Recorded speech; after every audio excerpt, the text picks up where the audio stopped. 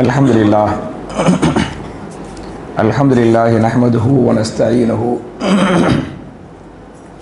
வ நஸ்தக்ஃபிருஹு வ நு'மினு பிஹி வ நதவக்கலு அலைஹி வ நஊது பில்லாஹி மின் ஷுரூரி அன்ஃபுஸினா வ மின் ஸய்யிஆத்தி அஅமாலினா மன் யஹ்திஹில்லாஹு ஃபலா முதில்ல லஹு வ மன் யுத்லில் ஃபலா ஹாதிய லஹு وأشهد أن لا إله إلا الله وحده لا شريك له وأشهد أن محمدا عبده ورسوله اللهم صل على محمد وعلى آل محمد كما صليت على إبراهيم وعلى آل إبراهيم إنك حميد مجيد اللهم بارك على محمد وعلى آل محمد كما باركت على إبراهيم وعلى آل إبراهيم إنك حميد مجيد أعوذ بالله من الشيطان الرجيم بسم الله الرحمن الرحيم يا أيها الناس اتقوا ربكم الذي خلقكم من نفس واحدة وخلق منها زوجها وبث منهما رجالا كثيرا ونساء واتقوا الله الذي تساءلون به والأرحام إن الله كان عليكم رقيبا يا أيها الذين آمنوا اتقوا الله حق تقاته ولا تموتن إلا وأنتم مسلمون يا أيها الذين آمنوا اتقوا الله وقولوا قولا سديدا يصلح لكم أعمالكم ويغفر لكم ذنوبكم ومن يطع الله ورسوله فقد فاز فوزا عظيما قال رسول الله صلى الله عليه وسلم فإن خير الحديث كتاب الله وخير الهدي هدي محمد صلى الله عليه وسلم وشر الأمور محدثاتها كل محدثة بدعة وكل بدعة ضلالة وكل ضلالة في النار. கண்ணியத்திற்குரிய சகோதர சகோதரிகளே, புனிதமான ரமலான் மாதத்தில் நோன்பு என்று சொல்லக்கூடிய மிகச்சிறந்த ஒரு இபாதத்தை செய்த வண்ணமாக ஜுமா என்ற இன்னொரு கடமையை நிறைவேற்றுவதற்காக நாம் எல்லாம் இங்கே ஒன்று இருக்கிறோம். இப்படிப்பட்ட நல்ல சந்தர்ப்பத்தில் ஜகாத்துல் ஃபித்ரும் அதன் சட்டதிட்டங்களும் என்கிற தலைப்பில் சுருக்கமாக சில செய்திகளை உங்களோடு ஞாபகமூட்ட நான் விரும்புகிறேன். என் அருமை சகோதரர்களே, தாய்மார்களே, நம்ம ரமலான் மாதத்துடைய கடைசி 10ல் இருக்கிறோம். 23வது நோன்பு நம்மெல்லாம் வச்சுருக்கிறோம். இது கடைசி 10 23 அப்படிங்கிறனால இந்த ஜக்காத்துல் ஃபித்ராங்கிற ஒரு கடமை இருக்குது. அதை பற்றி நம்ம சுருக்கமாக தெரிஞ்சுக்கிட்டு இன்ஷா அல்லாஹ் அமல்படுத்தணும். ஒரு ஹதீஸை இமாம் புகாரி 1503வது ஹதீஸாக பதிவு பண்ணுறாங்க. ஃபரல ரசூலுல்லாஹி ஸல்லல்லாஹு அலைஹி வஸல்லம் ஜகாத்துல் ஃபித்ர. ரசூலுல்லாஹி ஸல்லல்லாஹு அலைஹி வஸல்லம் ஜகாத்துல் ஃபித்ரை ஃபர்ல் என்று அறிவித்தார்கள். நிறைய பேர் அது சுன்னத்துல் முஅக்கதா, வாஜிபு இப்படிலாம் சொல்லிக்கிட்டு இருக்கிறாங்க. அது தப்பு. நேரடியாகவே ரசூலுல்லாஹுடைய வார்த்தை ஃபரலனா ஃபர்லா ஆக்குனாங்க, ஃபர்லா அறிவிச்சாங்க, ஃபர்ல்னு சொன்னாங்க அப்படின்னு அர்த்தம். அப்போ ஃபித்ரா ஜக்காத் என்பது ஃபர்லு, கட்டாயமான கடமை. நோன்பு வைக்கிற மாதிரி அது கட்டாயமான கடமை அப்படிங்கிறது நான் உங்களுக்கு சொல்லக்கூடிய முதல் முக்கியமான செய்தி. ரெண்டாவது செய்தி என்ன அப்படின்னு சொன்னால், அந்த ஃபித்ரா ஜக்காத்துங்கிறது எல்லார் மேலேயும் கடமை. நோன்பு வச்சவங்க, நோன்பு வைக்காதவங்க, பெரியவங்க, சிறியவங்க, அடிமைகள், அந்த காலத்து அடிமைகள் இருந்தாங்கல்ல, அந்த மாதிரி அடிமைகள். எந்த அளவுக்குன்னு சொன்னால், சவ்வால் பறையை பார்க்கறதுக்கு முன்னால் ஒரு புல்லை பிறந்துட்டா அந்த புல்லை மேலே ஜக்காத்துல் ஃபித்ரா கடமை. இப்போ அசருக்கு பிறகு, ரமலானுடைய கடைசியில் அசருக்கு பிறகு ஒரு புல்லை பிறந்துடுச்சு, மகரிபு டயத்தில் சவ்வால் பல பிறக்குது அப்படின்னு சொன்னால் அந்த புல்லை மேலேயும் ஜக்காத்துல் ஃபித்ரா கடமை. அவங்க அம்மா பாப்பா என்ன செய்யணும்? கொடுக்கணும். அம்புட்டு பேர் மேலேயும் ஜக்காத்துல் ஃபித்ர் கடமை. இதை பற்றிய ஒரு ஹதீஸை இமாம் புகாரி அவர்களே 1503வது ஹதீஸா பதிவு பண்ணுறாங்க. அல தக்கரி வல் உன்சா வ சகீரி வல் கபீரி. ஆண்கள் மீதும் பெண்கள் மீதும் பெரியவர்கள் மீதும் சிறுவர்கள் மீதும் ஜக்காத்துல் ஃபித்ர் என்ன? கடமை. இன்னொரு ஹதீஸில் பார்த்தியாலாக்க அலல் ஹுர்ரி வல் அபுதி. ஹுர்ருண்டா நம்மளை மாதிரி சுதந்திரமாக இருக்கிறாங்களா இல்லையா, அவர்கள் மீதும், அடிமையாக இருக்கிறாங்க பற்றியலா, அவர்கள் மீதும் கட்டாயமான கடமை. அவன் முதல்ல வந்து ஜக்காத்துல் ஃபித்ர் வந்து ஃபர்லு, ரெண்டாவது எல்லாரு மேலேயும் ஃபர்லு. சின்ன பிள்ளைங்களுக்காக உம்மா வாப்பா என்ன செய்யணும், அதை கொடுக்கணும் அப்படிங்கிறது ரெண்டாவது செய்யும். மூணாவது வந்து எவ்வளவு கொடுக்கணும் அப்படின்னு சொன்னால், ஒவ்வொரு தலைக்கும் ஒரு சாழ், அந்த அளவுகோலுக்கு பேர் வந்து ஒரு சாழ். உங்களுக்கு தெரியும், ரசூலுல்லாஹி ஸல்லல்லாஹு அலைஹி வஸல்லம் ஜக்காத்துல் ஃபித்ரை வந்து பேரிச்சம்பழமாக கொடுத்தாங்க, கோதுமையாக கொடுத்தாங்க, உண்ணக்கூடிய உணவுப் பொருளாக கொடுத்தாங்க அப்படின்னு இருக்கு. இதில் ஒரு ஆளுக்காக ஒரு சாழ் கொடுத்தாங்க அப்படின்னு இருக்குது. சாழ்டா என்ன, 4 முத்துகள் கொண்டது ஒரு சாழ். முத்துண்டா என்ன, 2 கை கொள்ளளவு. நம்ம சாப்பிட்ற உணவுப் பொருள் வந்து அரிசி. ரசூலுல்லாஹ்வுடைய காலத்தில் பேரிச்சம்பழம் சாப்பிட்டாங்க, கோதுமை சாப்பிட்டாங்க. நம்மளும் எல்லாம் அரிசி தானே சாப்பிட்ற, பிரதானமான உணவு வந்து நமக்கு வந்து அரிசி. அப்போ நம்ம என்ன செய்யணும் சொன்னால், அரிசியில் வந்து ஒரு ஆளுக்காக ஒரு சாழ் கொடுக்கணும். ஒரு சாழ்னா 4 முத்து ஒரு சாழ். 4 முத்துனா, ஒரு முத்துனா என்ன, 2 கை ஃபுல்லாக அல்ற பற்றியெல்லாம் இந்த கொள்ளளவு, இந்த 2 கை அப்படி ஃபுல்லாக அல்றமாக்க இதுக்கு பேர் வந்து ஒரு முத்து. சரியா, அள்ளி போட்டுட்டோம், 2வது அள்ளி ஃபுல்லாக போடுறோம், 3வது அள்ளி ஃபுல்லாக போடுறோம், 4வது அள்ளி ஃபுல்லாக போட்டோம். இந்த மாதிரி போட்டமாக்க சுமார் ஒரு 2.5 to 3 கிலோ வரும். அப்போ நம்ம சாப்பிட்ற அரிசி வந்து 1 கிலோ அரிசி 60 ரூபா இருக்குமா, குறைஞ்சது நார்மலாக சொல்கிறேன் 60 ரூபா. அப்படிங்கிற பட்சத்தில் எவ்வளோ வருது, 2.5 கிலோ ஒரு 150 ரூபா. ஒரு 3 கிலோ அப்படின்னு சொன்னால் அதை விட ஜாஸ்தியாக 180 ரூபா அந்த மாதிரி வரும்.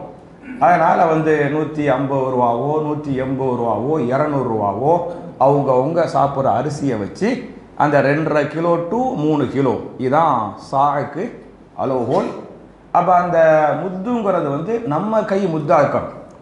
சரியா, பிள்ளைய கள்ளி நீ அள்ளி போடுன்னு சொல்லக்கூடாது. அந்த பிள்ளையுடைய கை வந்து அரைக்கில தான் மிஞ்சும், நம்ம கை தான் ஜாஸ்தியாக கிடைக்கும். அதனால் வாப்பா மேலே தான் அது கடமை. வாப்பா மேலே கடமைங்கிறனால வாப்பா அவர் கையில் அள்ளி போட்டு அந்த கணக்கு வந்து பார்த்துக்கிறணும் அப்படிங்கிறது ஹதீஸ் இருக்குது. அப்போ 3வது செய்தி வந்து ஒவ்வொரு தலைக்கு ஒரு சாழ் என்ன செய்யணும், கொடுக்கணும். நம்ம வீட்டில் 5 பேர் வைங்களேன், கொஞ்சம் பறக்கத்தாக தான் கணக்கு வைப்போமே. எதுக்கு கரெக்டாக நூல் போட்டு 150 ரூபாங்கிறத விட கொஞ்சம் ஜாஸ்தியாக வச்சுருவோமே, எல்லாம் தருவான். ஒரு 200 ரூபா வச்சுக்கிடுவோம். எதுக்கு எவ்வளோ செலவு செய்கிறோம், ஒரு 200 ரூபா வச்சுக்கிறங்க. ஒரு 200 ரூபா வச்சு நம்ம வீட்டில் 5 பேர் அப்படின்னு சொன்னால் 1000 ரூபா. 1000 ரூபா பெரிய காசுலாம் கிடையாது. 1000 ரூபா என்ன செஞ்சிடுங்க, ஜக்காத்துல் ஃபித்ரா கண்டிப்பாக கொடுத்துடணும் அப்படிங்கிறது எத்தனாவது செய்தி, 3வது செய்தி. 4வது செய்தி என்ன அப்படின்னு சொன்னால், அந்த ஃபித்ரா ஜக்காத்து வந்து ஏன் கொடுக்க வேண்டும், அதுக்கு காரணம் இருக்கா இல்லையா? அந்த காரணத்தை ரசூலுல்லாஹி ஸல்லல்லாஹு அலைஹி வஸல்லம் அழகாக சொல்கிறாங்க. இமாம் அபூ தாவூத் இந்த ஹதீஸை பதிவு பண்ணுறாங்க. துஹுரத்துன் லிஸ்ஸாயிமி மினல் லக்வி வர்ரஃபஸி வ துஅமத்துன் லில் மசாக்கீன். 2 காரணம். முதல் காரணம் வந்து நோம்பாளிகளுடைய பாவங்கள் மன்னிக்கப்பட வேண்டும். நம்ம நோன்பு வச்சுக்கிட்டும் சில தப்புகள் சில பாவங்கள் செஞ்சிருப்போமா இல்லையா? நம்முடைய கண்கள் பாவங்கள் செய்திருக்கலாம், நம்முடைய நாக்கு பாவம் செய்திருக்கலாம். அப்போ நோன்பு வச்சுக்கிட்டும் சில பாவங்கள் செஞ்சிருப்போமா இல்லையா? அந்த பாவத்தை அல்லாஹ் மன்னிக்க விரும்புகிறான். அதை மன்னிக்கிறதுக்காக அல்லாஹ் என்ன பண்ணுறான், கடைசி நேரத்தில் இந்த ஃபித்ரா ஜக்காத்தை கொடுத்தா நீ செஞ்ச அப்படி எப்படி சில பாவம் செஞ்சிருப்பியல்ல, அதையும் நான் மன்னிச்சிடுவேன் அப்படிங்கிறனா. முதல் காரணம் நமக்காக, நம்முடைய பாவத்தை அல்லாஹ் மன்னிக்கிறதுக்காக.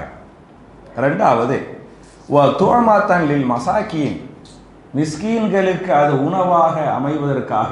எவ்வளவோ ஃபக்கீர்கள் இருப்பாங்க, மிஸ்கீன்கள் இருப்பாங்க, அவங்களுக்கு பெருநாளைக்கு சாப்பிட்றதுக்கே வழி இல்லை அப்படின்னு சொன்னால் பெருநாளாக சந்தோஷமாக கொண்டாட முடியுமா? கொண்டாட முடியாது. சாப்பிட்றது கண்டிப்பாக வேணும். அப்போ மிஸ்கீன்கள் ஃபக்கீர்களும் சாப்பிடணும், சந்தோஷமாக இருக்கணும், பெருநாளை சந்தோஷமாக கொண்டாடணும். அவங்களுக்குரிய ஃபாய்தா. நமக்குரிய ஃபாய்தா என்ன, நம்ம பாவத்தை அல்லாஹ் மன்னிச்சிடணும். இந்த 2 காரணத்துக்காக என்ன செய்யுங்க, ஜக்காத்துல் ஃபித்ரா கொடுத்துருங்க அப்படின்ட்டு ரசூலுல்லாஹி ஸல்லல்லாஹு அலைஹி வஸல்லம் காரணங்களையும் சொல்கிறாங்க அப்படின்னு இருக்குது. இது 4வது செய்தி. 5வது செய்தி என்ன அப்படின்னு சொன்னால், எப்போ கொடுக்கணும், ஆரம்ப நேரம் என்ன, முடிவு நேரம் என்ன, சரியா அப்படின்னு பார்த்தீங்களாக்கும் இந்த எப்போ கொடுக்கணுங்கிற அந்த ஆரம்ப நேரம் வந்து குர்ஆன்லையோ ஹதீஸ்லையோ நேரடியாக சொல்லப்படவில்லை. இன்னைக்கு தான் கொடுங்க, நோன்பு 27 கொடுங்க, 28 கொடுங்க, 29 கொடுங்க அப்படின்ட்டு அந்த ஆரம்ப நேரம் என்பது நீங்கள் தொழுகையை பார்த்தீங்களாக்க அவ்வளும் இருக்கும் ஆகிரும் இருக்கும் ஒவ்வொரு வக்துக்கும். இது வந்து வக்துடைய அவ்வல் நேரம், இது ஆகிரு நேரம் அப்படின்னு எல்லா டயத்துக்கும் இருக்கும். நோன்பு வைக்கிறோம், நோன்புக்கு அவ்வல் ஆகிர் இருக்கா இல்லையா? சஹர் வந்து அவ்வல், ஆகிர் என்ன? இஃப்தார் வந்து ஆகிர். ஆனால் நீங்கள் ஹதீஸில் படிச்சியாலாக்க குரானில் படித்து பார்த்தியாலாக்க ஜகாத்துல் ஃபித்ரா கொடுங்க ஃபர்து கண்டிப்பாக கட்டாயம் அப்படிலாம் இருக்கே தவிர அதை எப்போ கொடுக்க ஆரம்பிக்கணும் அப்படிங்கிறது வந்து நேரடியாக குரான்லேயும் இல்லை ஹதீஸ்லேயும் இல்லை. அப்படி இல்லைங்கிறனால இமாம் புகாரி என்ன பண்ணுறாங்க அப்படின்னு சொன்னால் தங்களுடைய சஹீஹுல் புகாரியின் 1511வது செய்தியாக பதிவு பண்ணுறாங்க. இப்போ குரான் ஹதீஸில் இல்லைங்கிற பட்சத்தில் நம்ம யாரை நோக்கி போகணும்? சஹாபாக்களை நோக்கி தான் போகணும். குரானில் இல்லை, தேடி பார்க்குறோம், அவ்வல் நேரம் குரானில் ஜக்காத்துல் ஃபித்ராவுக்கு இல்லை. அதே மாதிரி ஹதீஸ்லையும் அவ்வல் நேரம் எப்போ கொடுக்கணுங்கிறது ஸ்டார்டிங் வந்து இல்லை. அப்போ இல்லைன்னா எங்கே தான் போகணும்?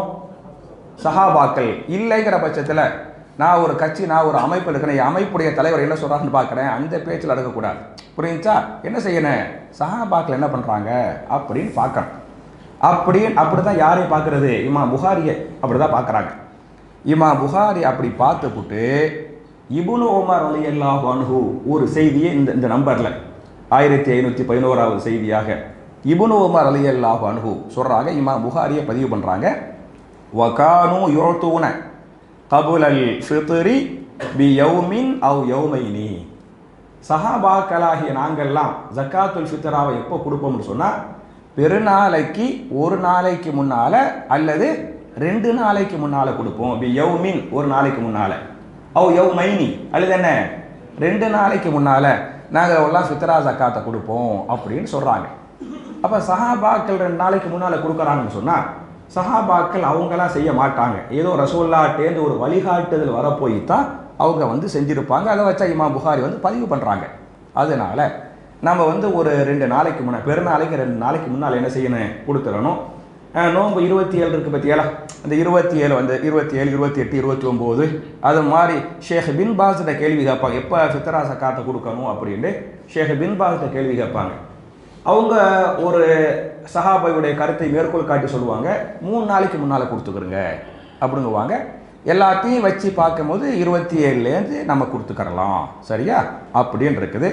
அப்போ 27, 28, 29 இன்ஷா அல்லாஹ் கொடுத்துடணும். அதே சமயத்தில் சில பேர் பண்ணுற தப்பு என்ன அப்படின்னு சொன்னால், இந்த ஈதுகாவுக்கு வர்றாங்க பற்றியலா, அப்போ போய் கொடுப்பாங்க. அந்த ஈதுகாவை வாசலில் உட்காந்துருப்பாங்க பற்றியலா, அப்போ போய் கொடுப்பாங்க. அதெல்லாம் தப்பு. அப்படி வந்து பண்ணக்கூடாது. நீங்கள் முன்கூட்டியே அதை கொடுத்தா தான் அந்த ஏழை மக்கள் வாங்குவாங்க, சந்தோஷப்படுவாங்க, அதுக்கு உண்டான பொருள்கள் வாங்குவாங்க, சாப்பிடுவாங்க. ஒரு தர்த்தீப் கொஞ்சம் 27, 28 போய் ஒரு சந்தோஷம் கிடைக்குமா இல்லையா? அல்ஹம்துலில்லாஹ்ங்கிற அந்த ஏழைகளுக்கு ஒரு சந்தோஷம் கிடைக்குமா இல்லையா? அப்போ முன்கூட்டியே கொடுத்தா தான் அவங்களுக்கு ஒரு சந்தோஷம் கிடைக்கும். இதை வச்சு கறி வாங்கலாம், இதை வச்சு மீன் வாங்கலாம், இதை வச்சு எண்ணெய் வாங்கலாம் அப்படின்னு இந்த பொருள்கள் வாங்கக்கூடிய தர்த்தீப் கிடைக்கும். கொஞ்சம் முன்கூட்டியே என்ன செய்யுங்க இன்ஷா அல்லாஹ் நம்மளெல்லாம் 27, 28 இன்ஷா அல்லாஹ் கொடுத்துருவோம். இந்த கடைசி ஈதுகாவுக்கு போய் கொடுக்குறோம் பற்றியெல்லாம் அது வந்து நல்ல பழக்கம் இல்லை, அந்த அளவுக்கு லேட் ஆக்க வேணாம் அப்படிங்கிறது செய்தி. அப்போ அவ்வளவு நேரம் என்பது வந்து 3 நாளைக்கு முன்னால், சரியா? ஆகிர் நேரம் வந்து ஹதீஸில் இருக்குது. கடைசி நேரத்தை பற்றி இமாம் அபூதாவுத் சொல்கிறாங்க, மன் அத்தாஹா கபுல ஸலாத்தி ஃபஹிய ஜகாத்துன் மக்பூலத்துன். யார் ஜகாத்துல் ஃபித்ரை பெருநாள் தொழுகைக்கு முன்னால் கொடுத்து விட்டாரோ, ஜகாத்துல் ஃபித்ரை பெருநாள் தொழுகைக்கு முன்னால் கொடுத்து விட்டாரோ அது அல்லாஹ்வால் ஏற்றுக்கொள்ளப்பட்ட ஜகாத்துல் ஃபித்ர். அதனால தான் பெருநாள் தொழுகைக்கு முன்னாள்னால தான் ஈதுகாவில் வந்து கொடுக்குறாங்க. புரிஞ்சா? இப்படி புரிஞ்சக்கூடாது. 27 பெருநாள் தொழுகைக்கு முன்னால் தானே, 28 முன்னால் தானே, சஹாபாக்கள் புரிஞ்சுக்கிட்டாங்க அப்படின்னு நம்ம வந்து கொடுக்கணும். அதே சமயத்தில் ஒமன் அத்தாஹா பாத ஸலா, யார் பெருநாள் தொழுகைக்கு பின்னால் ஜகாத்துல் ஃபித்ரை வந்து கொடுக்குறாங்களோ ஃபஹிய சதகாத்துன் மீன் சதகாத்தின், அது நார்மல் சதக்கா இருக்கு பற்றியெல்லாம் நார்மல் சதக்காக்குள்ளே போகுமே தவிர எதுக்குள்ளே போகாது? ஜகாத்துல் ஃபித்ராங்கிற அந்த ஃபர்துக்குள்ளே போகாது என்ற ஹதீஸுகள் பேசுகின்றன. அப்போ என் அருமை சகோதரர்களே, என் அருமை தாய்மார்களே, சுருக்கமாக முடிச்சுக்கிடுவோம். நானும் டயர்டாக இருப்பேன், நீங்களும் இருப்பீங்க. நான் இப்போ எப்படி நான் நிற்கிறேன் அப்படின்னு சொன்னால் அப்படி சின்ன ஒரு மயக்கத்தோடு எப்போ மயக்கம் வரும் அப்படி அந்த நிலை தான். போய் ரெஸ்ட்லாம் எடுத்தால் தான் அல்லாஹ்வுடைய ஆஃபியத்தை அல்லாஹ்வுடைய ஷிஃபா கிடைக்குங்கிறனால சுருக்கமாக முடிச்சுக்கிறேன். அப்போ நான் 5 விஷயத்தை உங்களுக்கு சொல்லிருக்கிறேன். ஒன்று வந்து ஜக்காத்துல் ஃபித்ரா ஃபர்ல், 2வது எல்லாருமேலையும் ஃபர்ல், 3வது ஒரு ஆள் ஒரு சா என்ன செய்யணும் கொடுக்கணும், 4வது ஏன் காரணம், சரி நம்ம பாவத்தை அல்லாஹ் மன்னிக்கணும், அவங்களுக்கு சாப்பாடாக இருக்கணும் 4வது, 5வது ஆரம்ப நேரம் என்ன முடிவு நேரம் என்ன அப்படிங்கிற இந்த 5 செய்திகள் தான் ஃபித்ரா ஜக்காத்துடைய முக்கியமான செய்திகள். என் அருமை சகோதரர்களே, என் அருமை தாய்மார்களே, ரசூலுல்லாஹி ஸல்லல்லாஹு அலைஹி வஸல்லம் எப்படி ஜக்காத்துல் ஃபித்ராவை கொடுத்தாங்களோ கொடுக்க சொன்னாங்களோ அது மாதிரி கொடுக்கக்கூடிய ஒரு நல்லவர்களாக தௌஃபீகை நாம் எல்லோருக்கும் அல்லாஹ் தந்தருள்வானாக என்ற துஆவோடு முடிக்கிறேன். ரப்பனா ஆத்தினா ஃபித் துன்யா ஹஸனத்தன் வ ஃபில் ஆখিরাতি ஹஸனா வ கீனா அஸாபன்னார்.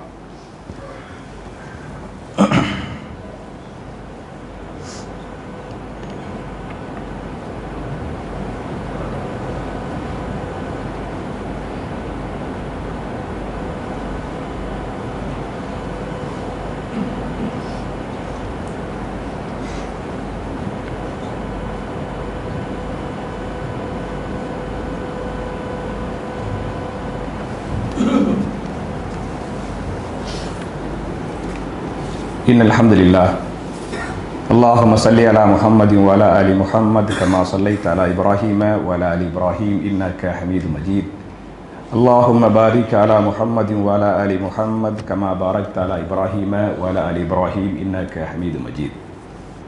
அன்பிற்குரிய சகோதரர்களே, தாய்மார்களே, என்னுடைய 2வது குத்துபாவில் வழக்கமாக துவா இருக்கும் அப்படிங்கிறது உங்கள் எல்லாருக்குமே தெரியும். துவாவுக்கு முன்னால் சில அறிவிப்புகள். முதல் அறிவிப்பு என்ன அப்படின்னு சொன்னால், நம்ம பள்ளிவாசலில் வந்து தொழுகைக்கு பிறகு எனக்கு இன்னைக்கு இந்த தேவை அந்த தேவைன்னு இந்த வசூல் பண்ணுறாங்கல்ல, இதெல்லாம் முன் அனுமதி இல்லாமல் வசூல் பண்ணுவது வந்து தப்பு. நம்ம பள்ளிவாசலை மட்டும் கிடையாது, எங்கேயுமே நமக்குன்னு ஒரு ஒழுக்கம் இருக்குது. ஒழுக்கத்தை சொல்லித்தர்றவங்க வந்து இஸ்லாம் ரசூல் ஸல்லல்லாஹு ஒழுக்கத்தை சொல்லி கொடுத்துக்கிறாங்க. அப்போ ஒரு ஒழுக்கம் அப்படிங்கிறது வந்து ஒரு பொது இடத்துல போய் ஒரு பள்ளிவாசலில் போய் ஒரு அறிவிப்பு செய்வதாக இருந்தாலும் சரி, ஏதேனும் உதவி கேட்பதாக இருந்தாலும் சரி, நோட்டீஸ் ஈட்டீஸுகளை விநியோகம் செய்வதாக இருந்தாலும் சரி, முன்கூட்டியே அந்த நிர்வாகத்தில் சொல்லி நிர்வாகத்துடைய பர்மிஷனோடு பண்ணுமே தவிர வந்து சலாம் கொடுத்த பிறகு எனக்கு இப்படி அப்படி அப்படிங்கிறதெல்லாம் வந்து ஒரு ஒழுக்கம் இல்லாத செயல் அப்படிங்கிறத சம்பந்தப்பட்டவர்கள் புரிந்து கொள்ள வேண்டும். அதனால் அப்படி கேட்காம அந்த மாதிரி அறிவிப்புகள் நம்ம அப்படி யாருக்கும் சொல்கிறது இல்லை. நான் அப்படி ஒரு வேலைன்னா அதை முன்னாலே சொல்லி நம்ம அதை செக் பண்ணி, ஏன்னா நிறைய தப்புகள் இந்த விஷயத்தில் நடக்குது, நிறைய தப்புகள் நடக்குது. நான் ஒரு தப்பை சொல்லட்டுமா? சென்னையில் இடையில நான் போயிருக்கும்போது ஒரு அம்மா, ஒரு முஸ்லீம் அம்மா தான், புர்கா போட்டுக்கிட்டு மாஷா அல்லா அவங்க ஒரு அம்மா நின்றுக்கிட்டு ஒரு பேப்பரை வச்சுக்கிட்டு இவங்களுக்கு ஹார்ட் அட்டாக்கு ஆப்ரேஷன் பண்ணணும் காசு தாங்க அப்படின்ட்டு வசூல் பண்ணிக்கிட்டு இருந்தாங்க. நானும் போய் என்னுடைய ஹக்கை நான் வந்து கொடுத்தேன். அவங்கள பார்த்தாலே பாவமாக இருந்துச்சு. நான் ஏதோ ஹெல்ப் பண்ணலாமே அப்படின்ட்டு ஏதோ நம்மளால் முடிஞ்ச எல்லாம் உட்கார நம்ம பண்ணிக்கிட்டு இருக்கிறோம். அப்போ அந்த ஆப்ரேஷன் டாக்டர் ஆஷிக் டாக்டரை வச்சு உங்களோடையெல்லாம் வச்சு உங்களோட கொஞ்சம் காசு வாங்கி அரசாங்க அதிகாரிகளை பிடிச்சி அந்த முதலமைச்சர் காப்பீடு அப்படிலாம் எல்லாம் என்ன செஞ்சுக்கிட்டு இருக்கேன். அப்போ இதை வச்சு அவங்களுக்கு ஆப்ரேஷன் பண்ணி விட்ருவோமே அப்படின்ட்டு அவங்க நம்பர் போக்குவரத்து எல்லாத்தையும் வாங்கிட்டு அவங்க பேப்பரை வச்சுருந்தாங்க பற்றியெல்லாம் அதையும் வாங்கிட்டு வர்றேன். ஆஷிக் டாக்டருக்கு அனுப்பிவிட்டு, டாக்டர் இந்த மாதிரி அடப்பு இருக்குன்னு ஆப்ரேஷன் பண்ணணுமா, இது என்ன இந்த இது ரிப்போர்ட் என்ன சொல்லுது, எக்கோ ரிப்போர்ட்டு அப்படின்ட்டு பார்த்துட்டு, உஸ்தாத் கரெக்டாக இருக்குது, எந்த பிரச்சனையும் இல்லைங்க, யார் இப்படி சொன்னது அப்படின்ட்டு எவ்வளோ ஃப்ராடு பண்ணுறாங்க பற்றியலா. இப்படிங்கிற ஃப்ராடு வந்து தாடி வச்சுக்கிட்டு தொப்பி போட்டுக்கிட்டு புர்கா போட்டுக்கிட்டு இந்த மாதிரிலாம் வந்து பண்ணுறாங்க அப்படிங்கிறாங்க. உடனே அந்த அம்மாவுக்கு அடிக்கிறேன், ஏம்மா இந்த மாதிரி டாக்டர் சொல்கிறாரம்மா அப்படின்ட்டு. ஐயா அது வந்து அந்த நின்றது எங்கள் அம்மா இல்லை, எங்கள் சின்னம்மா அப்படின்ட்டாங்க. பரவாயில்லைங்க, சின்னம்மாவோ பெரியம்மாவோ இந்த ரிப்போர்ட் என்னங்க சொல்லுது, நான் கேட்டுட்டு மறுபடியும் சொல்கிறேன் அப்படின்ட்டாங்க. மறுநாள் கால் பண்ணேன், ஏம்மா என்னம்மா அப்படிங்கிறேன். பாய் அந்த அம்மா பேசுது, பாய் நீங்கள் விரும்பினா காசு கூட இல்லாட்டி விட்டு போங்க பாய், எது புர்கா போட்டுக்கிட்டு பேசுனது இப்படி எனக்கு நிறைய நான் அனுபவிச்சுக்கிறேன். அதனால இந்த மாதிரி வந்து இதுக்கு வேணும் அதுக்கு வேணும் எங்கள்கிட்ட முன்கூட்டியே சொன்னால் நமக்கு தெரியும், நம்ம விசாரிப்போம் பார்ப்போம். நம்ம மாஷால்லா நீங்கள் எல்லாம் மாஷால்லா தபாரக்கல்ல அள்ளி கொடுக்கக்கூடியவங்க, அல்லாஹ்வுடைய பயம் உள்ளவங்க. அப்போ கரெக்டுன்னு சொன்னால் நம்ம கரெக்டாக கொடுப்போம். இல்லாமல் நம்ம ஏமாற்றவும் கூடாது, அதே மாதிரி என்ன ஏமாறவும் கூடாது. அதை மனசில் வச்சுக்கிறணும். இது முக்கியமான செய்தி. ரெண்டாவது அறிவிப்பு என்ன அப்படின்னு சொன்னால், வழக்கமாக நம்முடைய பெருநாள் தொழுகை ரோஷன் மஹாலில் பண்ணுவோம். வழக்கமான அந்த இபாதத் அதே இடத்துல வந்து தொடரும். இந்த வருஷம் பெருநாள் தொழுகையும் எங்கே தொழுவோம்? ரோஷன் மஹாலுக்கு இன்ஷா அல்லாஹ் வந்துருங்க அப்படிங்கிறது இடம். முதல்ல வந்து இடம், அப்புறம் தான் நேரம். அப்போ ரோஷன் மஹாலில் வழமையாக தொடரும் அப்படிங்கிறது ரெண்டாவது செய்தி. மூணாவது செய்தின்னு சொன்னால், எத்தனை மணிக்கு தொழுவோம்? 7 மணிக்கு. நான் எதுக்கு உங்களோட கேட்குறேன்னு சொன்னால், அப்போ தான் மனசில் பதிக்க முடியும். சரியா? அப்போ வழக்கமாக நம்ம 7 மணிக்கு தொழுவோம். அதே மாதிரி இன்ஷா அல்லாஹ் இந்த வருஷம் பெருநாள் தொழுகையையும் 7 மணிக்கு தொழுவோம். 7 மணிக்குள்ளே இன்ஷா அல்லாஹ் வழக்கமாக நீங்களோ ஒது செஞ்சுட்டு வருவீங்கல்ல, முடிஞ்சால் அந்த முசல்லா போக்குவரத்து வருவியை பற்றியெல்லாம் அந்த வழக்கமாக வர்ற மாதிரி இன்ஷா அல்லாஹ் நீங்களோ வந்துடுங்க. இன்னும் ஒன்று உங்களுக்கு தெரியும், நம்மளவெல்லாம் பெருநாள் தொழுகையை பெருநாள் அன்னைக்கு கொண்டாடுவோம். புரியுதா? என்னைக்கு ஊர் உலகத்துக்கெல்லாம் நம்ம ஊர் மக்களுக்கெல்லாம் பெருநாளோ அன்னைக்கு தான் கொண்டாடுவோமே தவிர அதுக்கு மாற்றமாக நம்மெல்லாம் செய்கிறது இல்லை. அப்போ என்னைக்கு ஊர் மால் ஜமா ஐ ஏலமுல் நாஸ், இப்படி தான் இமாம் திருமிதியே சொல்கிறாங்க. நீ ஊர் மக்கள்லாம் என்னைக்கு பெருநாள் கொண்டாடுறாங்களோ அன்னைக்கு நீங்கள் பெருநாள், அப்படி ரசூல்லா சொன்னாங்க. நான் பிறையை பற்றி பேசினா தனி ஜும்மாவா எனக்கு இப்போ பேச முடியாது. ஆனால் அப்படி ஹதீஸ் எல்லாம் இருக்குது. ஆனாலும் எதுக்கு அதுக்குள்ளே நான் போகிறது இல்லை அப்படின்னு சொன்னால், இருக்கிற பல பேர் முஹத்தீஸ்களாக இருக்கிறாங்க. அதனால் நான் வந்து சாதாரண தாலிபுல் இல்ம், நான் மார்க்கத்தை படிக்கக்கூடிய ஒரு சின்ன ஒரு மாணவன். அப்போ மாணவன் முஹத்தீஸ்களுக்கு வந்து ஹிலாலை பற்றி பிறையை பற்றிலாம் சொல்ல வேண்டாம், சொன்னால் ஏற்றுக்க போகிறது இல்லை அப்படிங்கிறதுக்காகத்தான் அதை பற்றி நான் டீப்பாக உள்ளே போகிறது இல்லை. அதனால் ஊர் மக்களுக்கெல்லாம் என்னைக்கு பெருநாளோ அன்னைக்கு இன்ஷா அல்லாஹ் நம்மளோளுக்கும் பெருநாள் ரோஷன மஹால் 7 மணிக்குள்ளே இன்ஷா அல்லாஹ் அந்த ஒலு அந்த முசல்லா போக்குவரத்து வழக்கமாக நீங்கள் பண்ணுவீங்களே இல்லையா, அது மாதிரி இன்ஷா அல்லாஹ் வந்துடுங்க அப்படிங்கிற இந்த அறிவிப்போடு இந்த வாரத்துக்குரிய துவா என்ன என்று சொன்னால், இமாம் திருமிதி அவர்கள் தன்னுடைய ஜாமியா திருமிதியில் இந்த கடைசி பத்துகளில் நம்ம என்ன துவா கேட்கணும் அப்படிங்கிறத அழகாக சொல்லிருக்கிறாங்க. என்ன துவா என்று சொன்னால், அல்லாஹும்ம இன்னக அஃபுவுன் துஹிப்புல் அஃபுவ ஃபஅஃபு அன்னி என்கிற அழகான துவா. இந்த துவாவுடைய பொருள் என்ன என்று சொன்னால், அல்லாஹும்ம இன்னக அஃபுவுன், அல்லாஹ்வே நிச்சயமாக நீ மன்னிக்க கூடியவன், மன்னிப்பதை விரும்பவும் செய்கிறாய், எனவே நீ என்னை என்ன செய்வாயாக, மன்னித்து விடுவாயாக என்ற அற்புதமான துவா. அல்லாஹும்ம இன்னக அஃபுவுன் துஹிப்புல் அஃபுவ ஃபஅஃபு அன்னி என்கிற துவாவை அதிகமாக கேட்கணும். நம்ம ஹாஃபிஸாவோட சுஜூதை பெருசாக்குறாங்கல்ல, அந்த சுஜூதில் கூட என்ன செஞ்சுக்கலாம், நீங்கள் சுப்ஹான ரப்பியல் ஆலா 3 தடவை சொல்லிவிட்டு அல்லாஹும்ம இன்னக அஃபுவுன் துஹிப்புல் அஃபுவ ஃபஅஃபு அன்னி கேட்டுக்கலாம், கையேந்தி கேட்டுக்கோங்க.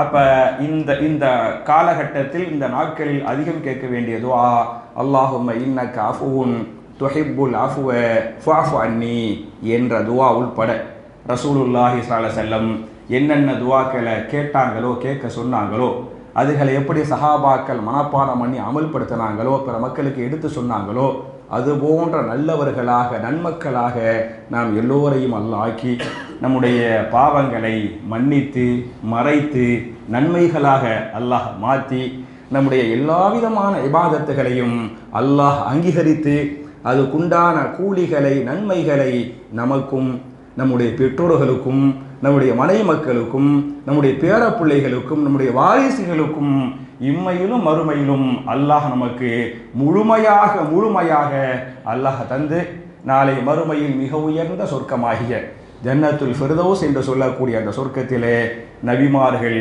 சித்தீக்கின்கள், சுஹதாக்கள், சாலிஹீன்களோடு இது போன்று குடும்பமாக நாம் எல்லோரையும் அல்லாஹ் ஒன்று சேர்த்து வைப்பானாக என்ற துவாவோடு முடிக்கிறேன்.